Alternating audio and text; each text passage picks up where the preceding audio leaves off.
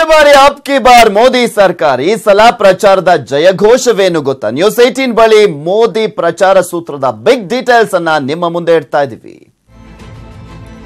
ನಾ ಮುಮ್ಕಿನ್ ಬಿ ಅಬ್ ಮುಮ್ಕಿನ್ ಹೇ, ಅಸಾಧ್ಯವಾದದ್ದು ಕೂಡ ಈಗ ಸಾಧ್ಯ, ಮೋದಿ ಇದ್ದರೆ ಎಲ್ಲವೂ ಕೂಡ ಸಾಧ್ಯ ಅನ್ನುವ ಜಯಘೋಷವನ್ನ ಇಟ್ಕೊಂಡು ಬಿಜೆಪಿ ಮತದಾರರನ್ನ ಸೆಳೆಯೋದಕ್ಕೆ ಮುಂದಾಗ್ತಾ ಇದೆ.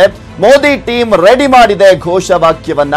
ಈಗಾಗಲೇ ಭಾಷಣದಲ್ಲಿ ಖುದ್ದು ಹೇಳಿದ್ರು ಮೋದಿ ಅವರೇ, ಹಲವು ಭಾಷಣಗಳಲ್ಲಿ ಇದೇ ಮಾತನ್ನ ಉಲ್ಲೇಖವನ್ನ ಕೂಡ ಮಾಡಿದ್ರು. ಅದೇ ಮಾತನ್ನ ಪ್ರಚಾರ ಸರ್ಕಾಗಿಸಿದೆ ಟೀಮು.